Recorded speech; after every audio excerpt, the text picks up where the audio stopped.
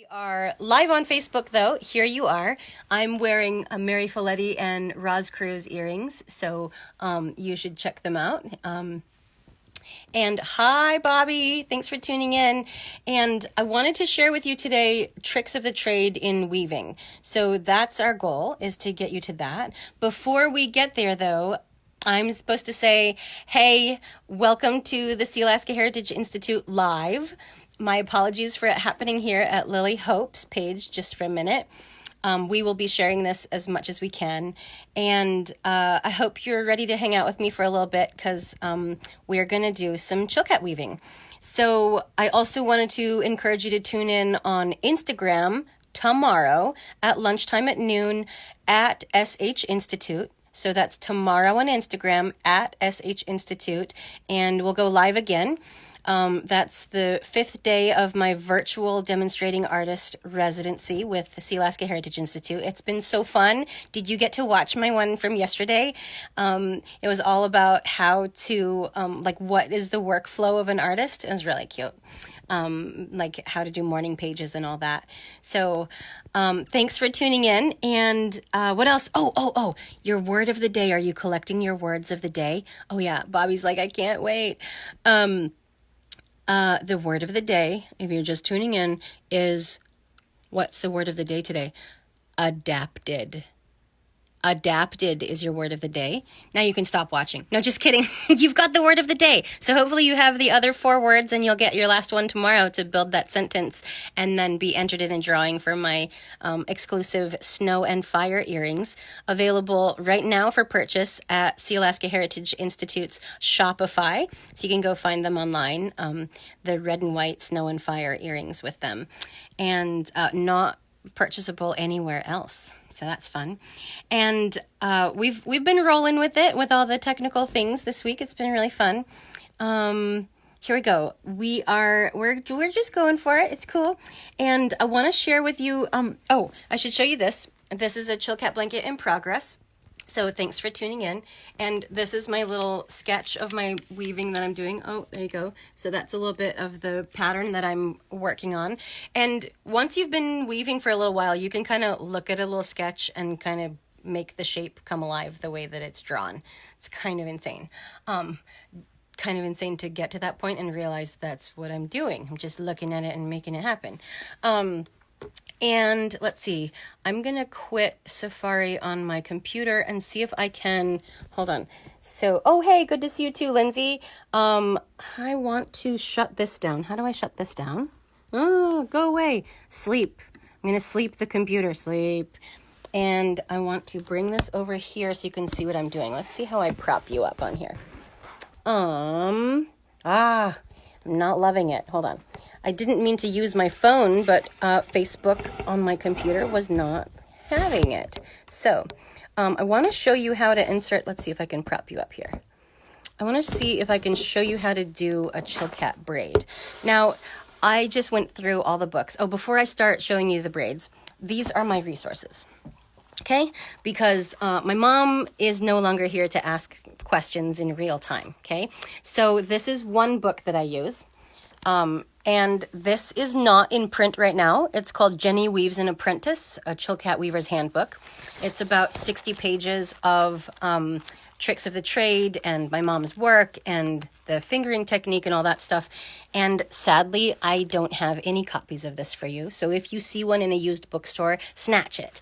And my mom wrote this with the intent of having it available when she was teaching live classes. This is not a, learn how to weave from this book. This is I'm learning how to do this. I'm going to write notes on the opposite page kind of thing. So that... at some point, we're going to edit this, update it and get it back into your hands, especially with more live classes as they happen, when we're able to hang out together again.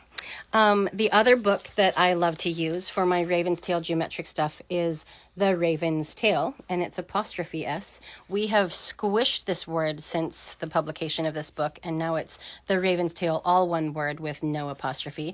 But this one was written by Cheryl Samuel, and... I like to refer to that book when I want to know what that pattern's called or that kind of thing. And the other book that I didn't read until a year ago. Yes, I've been weaving for more than a decade, and I just started opening this book, The Chilkat Dancing Blanket. So much good information in here. And this book you can get only used at like Powell's or Amazon or whatever. And the Ravenstail one is out of print. Like, we are hoping that we can bring that back. Cheryl is still alive, so she could authorize a reprint of that. And this book by Cheryl Samuel also, I recently learned that she brought this book, Cheryl did, to Jennie Thlunaut and had her review some of the pages. And it had already gone to print. And in the book, there are some instructional pages where she shows how to do braids, and they are reverse of what Jennie was teaching. So the braids that I do are what Jennie taught me, not what's in this book. Okay. And that's what I wanted to talk about today specifically, is that there's this whole movement right now. So I'm traditionally trained under my mother, who studied under Jennie, who taught me this particular type of braid. And now there's this whole shift. These new weavers, no, they're not new weavers. They've been weaving for 40 plus years. And they're like, wait, we should be doing braids the other way. So to accommodate for store-bought yarns. So I want to show you both of those ways of braiding so that you know, as a Chilkat weaver or as an interested patron of the arts, that we're adapting as we have new materials. Isn't that cool? So I'm going to pull this back just a minute.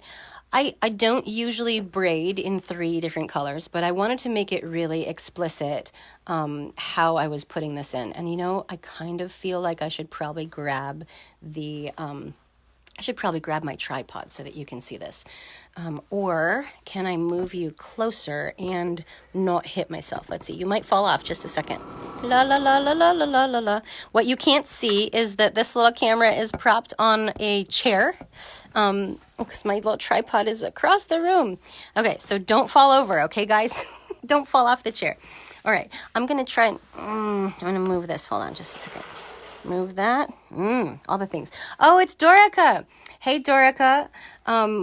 Boy, I was sure singing your praises the other day.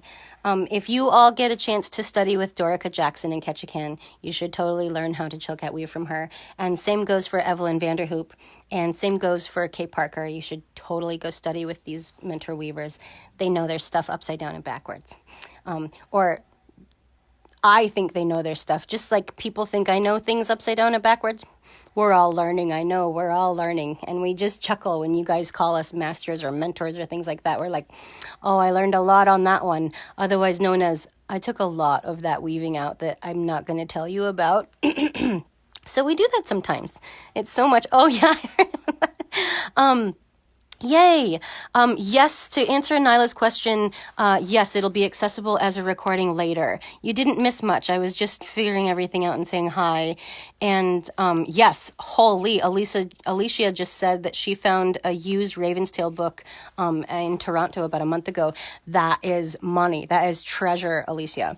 So I wanted to show you the old braid that I'm still doing in this current robe, because I was almost halfway done with this when I realized that I'm using store-bought yarns. I could be using that new braid, but I was not going to take out 8 months of work for resetting braids. Okay, don't do that. So now I know. When we know better, we do better, and I'm loving the muscle memory of doing these old braids. I don't have to think to do them. So anyway, it's going to be really fun when I start my 3rd robe that I'll be having to think really hard to put braids in, because it'll be all new to me, learning new things. This one is the old braid, the way that Jennie taught me how to weave, and this is how I enter them. So I'm going to show you with 3 different strands. A braid in Chilkat weaving is literally braided, and I have, can you guys see this? That I've got, oh yeah, it's coming through, right? You can see the 2 warps. So I think that we are reversed, which means what you're seeing is the reverse of what I'm showing you. So reverse it in your mind if you can.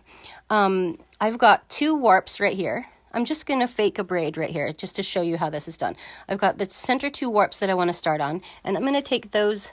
I've got this folded around the back side, right? So one of each strand is coming out on either of those 2 warps. I'm going to put another one in, another folded strand of weaver, another braid, around the next 2 warps. So that means that I've got 2 pieces coming out between warps 2 and 3. And I'm going to put all 4 of those up just for a second, because then I'm going to go over, and I'm counting from the left side to the right side, but you're seeing it the opposite. So on the opposite side of my center 2, or on the right side, I should say, on my view, right? Reverse this in your mind. I'm going to go this direction to the right, my right, and these 2 yellow pieces, the 2 that I've folded over the 6th, warps 5 and 6, in this group of 6 where I'm starting my braid. So warps 5 and 6, I'm going to keep these 2 over here. And of the center blue ones, this is where it gets fun, is that I'm going to take my center 2 blue ones, and the one on the right side, or closest to my right yellow ones, is going to stay up and away with the 2 braids from the other side, okay? Now, this is the braids the way that Jennie Thlunaut, master weaver, taught my mother to weave in 1986. These are the braids I've been weaving the whole time I've woven Chilkat.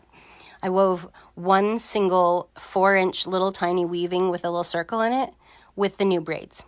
And it was like a mind screw the whole time. I was like, wait, does it go this way? Wait. And I actually had to take out like 6 rows because I was defaulting to my muscle memory hands. Isn't that crazy? So it's going to be some work on the next row when I start this. All right. So here we go. I've got, what did I do? I've got my 6, right? So I'm starting on the 6 warps right here. I have the ones on the far left, or as you see, far right, are up and away. And then of those, the blue, right, the folded strand, braid strand that's over the center 2, the right side one, which you're seeing left, the right side one is up and away with the other black ones. Okay, so now I'm going to grab my 3 strands, and going from the left side of my face to the right side of my face, we're actually going to go, the middle one goes down and away, and the traveler one is going to come, here, I'm going to move those out of the way. So really, the blue one, or the farthest over one, is going to come over 4 warp ends and behind 2, and then be tucked up for a minute. Then I have these 3 strands who are going to move again, going to reset, and I'm going to take the middle one down and away, take my far right one that's not going to move up and away, and then this braid is going to go over 4 warps and behind 2 and come up behind. All right, so now this is now my traveler, so he's going to hang out for just a second, and I have to get my center one, right? The center one has to come down. So this is my traveler, the center one comes down, this one goes up and away. This is going to go back through here. All right, so this is the old braid, and I've only set a couple stitches, okay? But you can see, maybe you can see that the braid is spiraling in an upward spiral like this, and it's mimicking the white braid that's right above it, right? So I've got this little, like, each little piece goes up, up, up, okay? All right, to switch and go I'm not going to take this all the way across. I just want to show you how to set them so that you can do it. All right, so this one, I'm going to take this away. Oh, everybody's watching. Yay! So going from the center of your weaving to the left side, which you're seeing the right, we're going to take the middle one up and away, okay, opposite of what was happening this way. And that means the middle one goes up and away. The far one that's not traveling is going to be down and out of the way, or, not in the way. And the traveler is going to travel over 4 warp ends and behind 2, and then move. He's actually going to stay there, right? So then this guy, the center one, is going to go up and away. The one who's braiding is going to go between those. It's kind of crazy. It's kind of crazy because, oh, and you know what? This is actually, technically, this is supposed to go like this. Watch. This is my traveler. I'm going to take him in the gap of this. Do you see this? That there's like one, the middle one is up and away. The far one who's not traveling is down and away. And then this is actually coming over the 4 and into the gap where this guy's coming out, okay? So it's technically, you can see that it's over the other one, right? So this guy's going to help pull him up. All right. So then bringing him out behind 2, and then looking at them, they are, the middle one's going to go up and away again, This one's going to come through this side, go to the back, come out here. Is this actually, it's crazy, it reverses everything, I know. Ooh, Deanna Lampy, Auntie Deanna is saying the Chilkat blanket book, there's 4 of them on eBay, ranging in price from $34 to $50, FYI. So one of you 4 lucky 47 watchers, go grab one of those books. They are invaluable. $34, that's a steal. $50 even, steal. Go steal them all. Nyla, Lane, go get one, oh my gosh. So middle one goes up and away, far one stays down, and the traveler is going to go in here. Now, again, these are the braids that I was taught to weave by Clarissa Rizal, my mother, my teacher, and Jennie taught her to weave. Are you still there? Sorry. That was someone calling me. I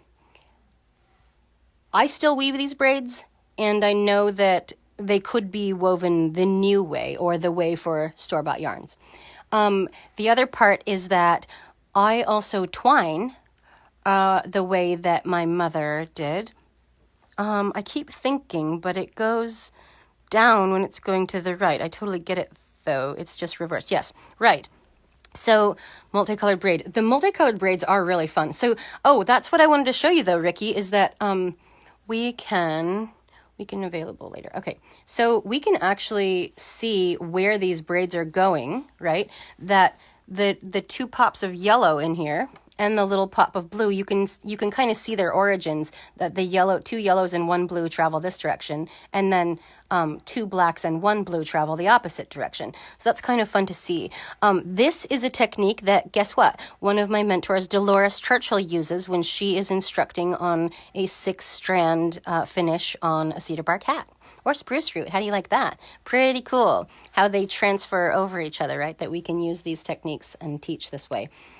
So that's the old braid. That's the braid from long ago.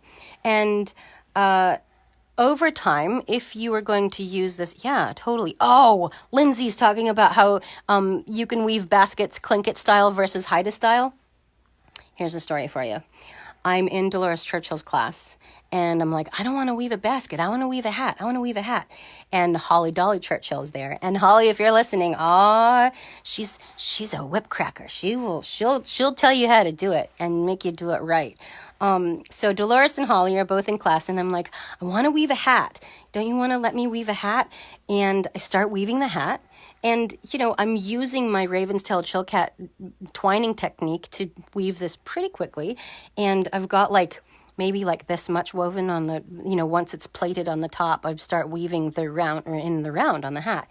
And Holly comes over and she's like, you are weaving Haida style. You stop that. You're a Tlingit. Stop that. Go take it back. So I took out four rows of weaving, putting in the plates and then weaving the little yellow cedar underneath. And I took it back and I was like, I'm just doing it the way that I weave blankets. I didn't mean to do it wrong. And I start weaving it again. And I had rotated the hat to go the other way. I think I was trying to weave it on the form, right? So I flipped it over and started weaving it again, with the hat upside down. So I was like, okay, well, this will be easier. I was still weaving it Haida. Oh no, Holly came back over. She's like, what are you doing? You're weaving Haida style. Don't do that. We have different, I can't remember which one's which. Is it counterclockwise is Haida and clockwise is Tlingit? I don't know which is which, but I was doing it Haida both times, regardless of whether it was right side up or upside down. And she goes, okay, I'll let you weave this direction because it seems to be the thing that you're doing, but you're never to weave a hat like this again. You're Tlingit. So, shh, it happened. I wove a hat. It's somewhere up here. No, my brother has it. Does Khalil have my hat? I was supposed to give it to him. If he doesn't have it, I better find it and send it to him, huh? That's the Tlingit Haida thing, huh? Kind of, yeah. So, the braids aren't necessarily Tlingit or Haida, but because we're all using them, learning them. This is the new braids. Okay, so I'm gonna see if my brain can wrap my mind around the new braids. I'm gonna try inserting them the same way, and we're gonna start over those same center 6 warps. Okay, And you guys might think this is crazy that I'm folding it over 2 warps each time, but this method of inserting braids, especially when we're doing circles, this is super, super efficient. Like, I used to do circles and then have to like backtrack and take a couple braids back out, but this way they are set and I only set them once. So it's really fun. Someone just asked, Crystal just asked, what is the name of the book? The name of the book that has a lot of instruction in it. I don't recommend using any of these books to teach yourself how to weave, okay? I'll just say that as a disclaimer. This is the Chilkat Dancing Blanket by Cheryl Samuel, so Samuel, Cheryl Samuel. And there aren't many copies of it, but it is on Amazon used for $30, $40, $50. There's 4 copies. Aunt Deanna just reported. Yeah, thanks for replying, Aunt Deanna. She typed that in. So that one. But I will say, don't purchase these books with the intent of teaching yourself how to Chilkat weave. Find a teacher. A real live teacher. Maybe you could pull it off by doing it distance, but I don't recommend that if you're going to take a distance Chilkat class. Come to our home states or fly us to where you are and house us and find a few other people who want to learn with you and learn in real life, like learn in person. This is not an art form that's like... It's not geometry. You can't just look it up in a textbook. And the subtleties in this art form are so minute and so detailed that you want to sit and watch someone weave for a while. Like this is... there's my soapbox. I'm up on a soapbox. Find a real live teacher if you're serious about Chilkat weaving. Find one. Do whatever you can do. Save your pennies for years and come and learn with a real live teacher. Again, if you're going to learn from a teacher, who do we know? I'm happy to teach you. Dorica Jackson, Evelyn Vanderhoop, William White from British Columbia. I want to say he's in Prince Rupert or Vancouver. Who else will teach? Megan O'Brien is a really fabulous Chilkat weaver. I don't know if she's taking on students, but she works on with cobweb yarns. So you should totally look up Megan O'Brien. And Megan is spelled with, I want to say 2 G's. Is that correct? Or 2 N's. Meghann. I love spelling stuff. I especially love spelling stuff when my younger kids can't spell yet. So me and the big kids can be like BROWNIE for dessert or ICECREAM. But of course, once we say ICECREAM, the little girls are like, I want ice cream. So we have to spell it backwards. Can you spell ice cream backwards? We can. Anyway, that's a tangent. I want to show you braids. But spelling, love math, love Chilkat. Okay, here we go. So again, these two who would go up and, oh, wait, let me see. Can you see this? Yes, you can see this. Okay, so last time, remember that the far left ones or the black strands were going up and away? Because we're doing the new braids, I'm going to leave these down, which also means that the far right side, or the right side of the center folded blue ones, that means this one's going to go around here. Megan O'Brien is not only a really amazing Chilkat weaver, she's also a pro snowboarder, as is her sister. I want to call her sister Spencer. But yeah, they are, and dynamic, fierce women themselves too. So pretty cool. Okay, so last time we had the left side or the black and blue ones up and away, right? This time we're going to leave those 3 strands down and away. And in the new braid, we're going to take my default is that I want, when I'm going from the left side to the right side, I want the middle one to go down and away. So I know that's not correct. If my muscle memory is doing that, that means that my middle one has to go up and away. The far one that's not traveling is going to stay down, and the braid who's traveling is going to go in that gap. Do you see that? Oh, that's so pretty. Like a little, that little yellow. It's just opening the space for this guy to come through. He goes back behind 2, comes up, tuck him up on the pin. I love these little pins. Oh, I wanted to show you that. Where's my little pin cushion? Oh, this little guy get yourself some of these when you're Chilkat weaving. These are so fun. See the little head on those guys? They are so fun because they hold your yarns. Like I can like put this guy down in and they really hold your stuff in place, right? So I'm not going to slip that out. And they look kind of cool. They look like little buttons because I'm also a regalia maker. So anything with buttons, I love it. All right. So this is my middle one. Oh, look, I have both of them up and away. So the middle one has to go up and away, right? And then this guy has to come down and away, the far away guy. So then this is going to come through, go back through there, back behind two. All right, let's see if I'm actually doing this correct. I'll know that I'm doing this correct if it looks different than the white braid above, okay? So again, the middle one is going to go up and away. The far one is going to stay down. And then I'm going to take the traveler over 4 warps and behind 2 warps. Okay. And I'm slowing this down for you guys so that you can really see what I'm doing. Middle one goes up and away. Traveler, I'm going to leave the far one down. Traveler goes down and back behind. Hey, if you're just tuning in, I'm Lily Hope. You are here live in the studio with me in Juneau, and I'm showing you a new Chilkat braid. And I guess it's not that new. This is a braid that we use when we are using store-bought yarns, which most yarns are store-bought. Or the other way to remember this, we call it S-twist and Z-twist. And the S-twist yarns are made by machines, store-bought. And the Z-twist yarns are at the end of the alphabet or at the end of time, like back behind, right? That's how I remember it. Z-twist, long ago. Long at the end of the alphabet. Z-twist. And you can actually see it in the warp itself. So if I was going to hold this, but it's going to reverse on you again. When you look really closely at the fiber of this, the way that this is spiraling down, it's a Z because we spun this on our thigh. So this is hand spun, and this is the Z twist of warp, okay? And the warp itself, if you're just tuning in, this has cedar bark spun into it. It's a whole nother process. That's on my list, is to teach you guys how to spin, because we want to weave, and you would be really good spinners. I know you would, and we would buy it from you and keep you employed. Wouldn't that be nice? Wouldn't you like that? I would like to buy warp from you, yes. So here we go. Where are we? Oh, so I think I've gone far enough for us to see that spiral. I want to pause those so we can take these the other direction and see if I actually set these correctly.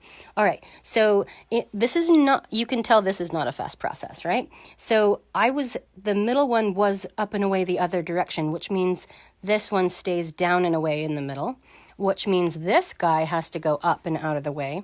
Now, do you see a pattern here that there is a space that's opened here for this braid to come in? That is what's happening. There's not really like a twist happening in here. It's really leaving the space open for these braids to come in, okay? So the blue's going to come out behind 2 warps. I'm going to switch places. Oh, sorry. Oh, so tricky. I'm going to switch places with these two. This is going to be my traveler, which means this is my middle one, which means going this direction from the center to the left side, even though you're seeing it reverse, the middle one's going to stay down because my memory says it should go up. So this is the new braid that I don't weave often. I'm going to go through here. So I'm weaving over 4 and behind 2 and bringing it out. Then I'm switching places, right? So if this one, see how this one's kind of like puffing up, like it wants to go up? Because that center one is trying to go up, that's the indication that you know it's supposed to go down, okay? So then this guy, this is my traveler, he's going to go over the 4 warps, over my center piece, right? And in that gap and behind 2. Now, if I look at this, let's get really close. I'm going to bring the camera over to this. Let's see. Check this out. Okay. Okay, here we go. This braid, as you're looking at it, you should be able to see that this is now making like a little, like almost like Raven's footprints. If you compare, let me get these comments out of the way just a second. Hold on. If you compare how this white braid is kind of going up, and then these yellow, blue, and black are kind of coming down at an angle this way, that's how we know that the white braids I was weaving are old, and this colorful one is the new braids. Isn't that fun? So that's how you know when you're screwing up your braids and you've done an old braid and then a new braid right under it. You're like, wait, that's not laying up next to each other. Because when you look at the old braids, let's see if we can look at the old braids here. If we look up at this area, oh, can you see that? They are laying right up into each other, and there's almost like a painted line, right? You can't really tell that there's anything. Let's see, can you get focus on that? You can't really tell that there's really multiple lines, but right under that eyebrow, there's a black braid to go under the eyebrow, 2 white braids right under the eyebrow, the black braid that does the whole mask, right? That whole distance that goes all the way underneath everything, and then the yellow braid that starts the color. So that's the work in Chilkat weaving. Like, we can spend 6 hours just putting in braids, okay? You think this is a fast art form. It is not. If you tuned in yesterday or the day before, we were talking about how Jennie, Thlunaut, my mom's teacher, my husband and I were talking or listening to old recordings of her with the Sealaska Heritage Institute archives, actually. She's speaking Tlingit, and my husband is so good at translating Tlingit. He can listen to her speaking the language and basically just speak what she just said. So he was saying that her favorite times to weave a Chilkat blanket are June, July, August, September, which we're like, that's fishing and berry season. Why would she do that? I don't know. But that's what she said. Oh, start the blanket in June, weave June, July, August, September, and then done. And we were like, what? Are you serious? So Jennie could weave an entire 7-foot Chilkat blanket in 4 months. And most weavers today are taking 12 to 36 months, like sometimes upwards of 4 years, but averaging about 2 years to finish a blanket. So that's crazy that she was doing it in 4 months. Oh, and the best part, right after she said that, she said, then I'm done in September. And she said, I wake up early morning and I go to my loom and I work all day and I never miss a day. I go every day, June, July, August, September. Now, if we gauge that she was weaving 8 to 10 hours, like 10 hours tops every day for 7 days a week for 4 months straight, that's 1,176 hours, okay? My first blanket took me over 1,700 hours. Now, I'm going to say that's with a lot of learning. Like I took my first nose out like 4 times. Four times. It was literally my second Chilkat nose in like ever weaving in a Chilkat, anything. So I did take it out 4 times. So that's a lot of learning that I did on my first blanket. This is my second blanket. I only took this nose out once, okay? So record has it. This went out 1 time and went back in the way that it looks now, which didn't turn out too bad. It's not too bad. So we do a lot of learning in Chilkat weaving, even when we've been weaving for thousands and thousands of hours. What was I going to tell you? Oh, but Jennie, at the end of her speech, she said, I'm a little bit faster than some other weavers. And then she chuckles on the little recording. It's so cute. And she's like in her 80s telling about how, she can weave a blanket in 4 months and she's a little bit faster. By like 8 months faster. She's 3 times as fast as any other weaver. What? So goals, right? Artist goals. Be as fast as Jennie. Yeah. So that's the braids. Did I show you the braids? For twining, here's the fun part about twining. Okay. This is also something that I just freaked out a little bit about because I was like, I want to show you guys tricks of the trade. I was reading through my mom's Chilkat weaving handbook and realized that she taught me to weave the new way, which is opposite of how Evelyn weaves. And this is a question for Dorica if she's still here. Dorica, do you weave over from the left side of your weaving to the right side, or do you weave under? And I know you're seeing it reverse, so that's a question. I don't know if where are my questions? I can't see my comments. Where are you? I don't know how to bring my comments back. So if anybody wants to comment and show me what it is. Where are you, comments? They won't come back. Sad. Okay. Let's see. I want to show you how to twine. And there's 2 different ways to twine. So one, this is also, so the twining is what happens in a Chilkat blanket, back and forth, back and forth, back and forth, okay? And I've grown into calling it twining, but Jennie would have this, she would call it a fingering technique, where it's all about how you hold your hands, okay? So that's different from the actual twine that's happening. You know, it's really like, if you're going to learn to crochet or knit, the person who's teaching you hopefully is teaching you how to hold your needles correctly for the most efficient way to weave. So when you study with me or descendants of Jennie and Clarissa's lineage, we will teach you how to do the fingering technique as the first thing that you learn.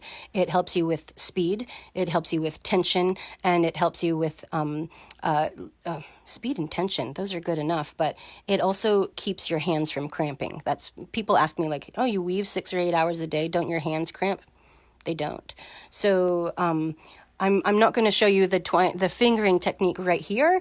I want you to come and learn to weave with myself or any of my mother's students, Shken George, any of us. But the twining itself is that Chilkat twining is built over 2 warp ends, or sometimes over 1 if you need to break up the stitches above, because we're brick stitching, right? What is the other word for that when you brick stitch? It really is just twining and not laying them over the same 2 warps every single time. Because if we did, let me see, I'll show you what happens if you weave over the same 2 warp ends every time. Check this out. You get bars like this. Can you see those little bars like that? So the little bars go like this, and this is the black woven over 2s, the same exact 2 warp ends, except when you get to this little pattern here. So all of these guys are over 2, over 2, over 2, over 2, same colors over 2. So you get this different texture. Can you see the texture in that you've got these like bars of color, and different from the smoothness of this Ravenstail pattern here. So Ravenstail patterns are geometric in nature and also use imagery from nature, but very, very geometric. And Chilkat designs are adapted form line. Oh yeah, and twining, let's see. Oh, before I go away, I wanted to remind you that you are part of the virtual demonstrating artists at Sealaska Heritage Institute. That's what we're doing this live for. And this is day 4 of our virtual demonstrating artistry residency. And tomorrow is the 5th day. We'll either be on YouTube Live or Instagram Live. We're going to figure out which one is going to host us best. We'll let you know ahead of time what that is. But you're going to want to collect this word if you've been tuning in all week. Your word of today is adapted. Did I already say that? Adapted. So remember that word, write it down somewhere safe, and hopefully submit a correct sentence that you have rearranged all these letters, these words from this week, to be put in a drawing for a pair of my earrings. If you can't wait for the drawing, or you want to check them out anyway, you can go to Sealaska Heritage Institute Shopify page and look for Snow and Fire exclusive Lily Hope earrings. So those are available on Sealaska Heritage's store. So the twining. We're going to weave over 2s, over 2s, over 2s. That is what happens in the majority of the body of Chilkat weaving. In fact, I can't recall, like, it's sometimes in the body of a circle, like inside of an actual circle, like an eye or a circle, like this guy, like this little white circle up here. Sometimes the weaver will choose to weave over the same exact warp end, so you create those bars, like those black and white bars I just showed you. But usually we're only going to weave over 2s, okay? So we're going to take it and take the traveler to the back. And I kind of want to get you closer. Let's see. I'm going to get you really, really, really close to this. Let's see. Can you see that? So I'm going to take my traveling weaver, the one who wants to move. This is the way that I was taught how to weave. The one who's moving is going to go... Can you see that the one who's down, the one who's coming back from the behind, he's not the weaver right now. He's going to go down and away. And I'm going to take my top strand, my moving traveling twine, and take it to the back and bring it behind 2 warp ends, okay? And then same, I'm going to move this one who's not weaving. I'm going to take him to the back and move this guy back behind. Okay. And then to turn around, let's say that I wanted to make a shape right here. To turn around, I'm going to keep this one down and away, and I'm going to take my traveler back behind, and now I have to break up my stitch. So I'm going to take it here and go this way, and I've come back the same direction I was going, right? So I've gone backwards, and I split that last stitch, okay? So this stitch was on a 2. I've now come out between warps 1 and 2 going the opposite direction, and this one is now the one who's going to get out of the way. But when I'm going from the right side to the left side, which is opposite what you're seeing because of the mirror of the camera, going from the right side to the left side, my non-traveler is going to be up and away. This is the way that I was taught to weave by Jennie and Clarissa. Clarissa taught me that this is the way that we weave. Now, hilariously, I went back through her handbook today, and she says that she uses both methods, which the other method of this, right, is that she sometimes goes under, going from the left side of her weaving to the right side, which is what I'm doing from the right side to the left side. So she switches them depending on whether she's weaving a large space, like the whole border of her weaving, or if she's working in a teeny tiny space. Okay, so that's fun, and good thing that I know that now, right? So that's, yeah, and I bring that over. So this one, when I'm going, so again, going from the right side to the left side, my non-traveler is going to be up out of the way. I'm going to bring my weaver back behind, over 2 warps and behind 2 warps, and get to the end. Now, here's the thing. I like to get to the end. If I was going to turn around on this little ending spot right here, usually, if I was going to turn around, it would be that this non-traveler would get out of the way. I'd take this one around the back and come out between warps 2 and 3, okay? Because I ended on a single warp end. But I don't like the spiral that happens, because now when I pull this over, it's like going over this stitch. So guess what? I take my stitch back, take it open back up again, and I move this one down out of the way. So he's actually going to be ready to weave this direction, okay? I move him out of the way, and I take my weaver strand and put him to the back and bring him out between warps 2 and 3, just like normal. But now I don't have that crisscross that's happening. Now I have a really nice start to my 3rd row. Is that reading on the screen? Oh, I really wish I could see my comments. How do I see my comments again, you guys? How do I do this? Plus? No. I want to see my comments. This is not happening. I don't know how to bring my comments. Oh, I can see it. Look. Oh, yay. Should you have more or less bark within the warp strands? I've been told both. Should you have more or less bark within the warp strands? Okay, Lance asked a question, and I guess I'll answer it as best as I can. Let's see. You should be, let's see. Lance asked, should I have more or less bark within the warp itself? That is your artistic choice. So here's the thing. Old school, like when we were using mountain goat, it was a lot harder to get mountain goat than it was to get cedar bark, right? So you could go trade for multiple trees worth of cedar bark for pretty affordable, or go over, take your canoe over and get it yourself off the trees, right? And mountain goats are a little harder to come by, right? And the laborious process of cleaning the hair, like fermenting the hide so that you can get the hair off, then carding all of it, pulling all of the guard hairs out, washing it, turning it into roving, getting it spun into the bark. So I would say that we were saving ourselves a lot of work 300 years ago using like 80% bark, 20% mountain goat hair.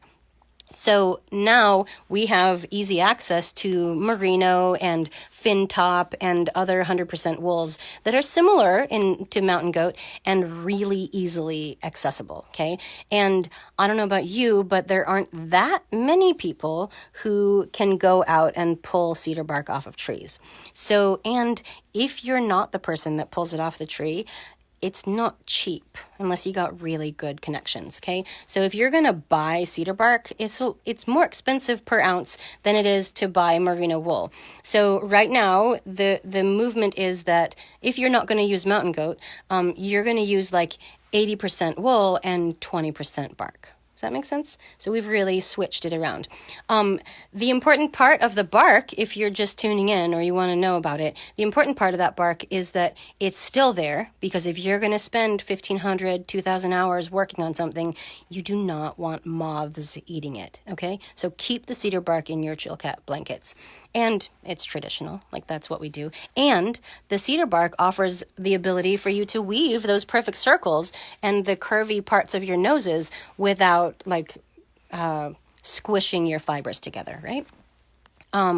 If you weave cedar spruce root, is it easier or harder than learning Chilkat weaving? Lindsay asked, is it easier or harder? I love cedar bark weaving so much. I don't think about cedar bark weaving as harder than Ravenstail or Chilkat. It's mathematical. It's fiber happy. Like if you love tactile arts, which I do, anything with my hands, I am a freak for cedar bark. I actually have to stay away from cedar bark because if I start a hat or a project in cedar bark, I won't sleep for like 5 days. I won't sleep for until it's done. Like that's how much I need to be careful about my relationship with cedar bark, because I'm really crazy about it, like really crazy. And like when I have things to finish that are on a deadline, don't give me cedar bark, because it's worse than Netflix for me. I won't help anybody make any food. I won't fold any laundry. I don't do those things anyway. Just kidding.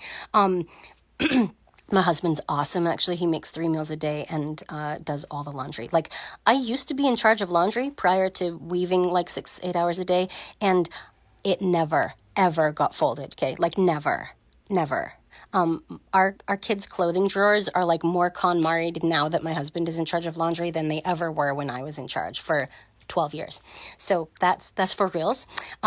But give me cedar bark and I'll go nuts and nothing ever will ever get done. So yes, cedar bark is way simple and speak to both the twining in Chilkat weaving and Ravenstail. Spruce root is similar, except that you can hurt your hands if you're doing spruce roots for a long time. I mean, you have to build up your calluses. Hans Chester is a great spruce root weaver. Same with Lane Reinhardt and Noea Austin Tagaban. They're probably my top 3 that I'm like, oh, I want to see what they're doing. And actually, you know who's a really good cedar bark weaver is Candy McGilton. If you want to get her stuff, she's got a few pieces at Stonington Gallery. But she's a Metlakatla weaver and one of Dolores Churchill's students.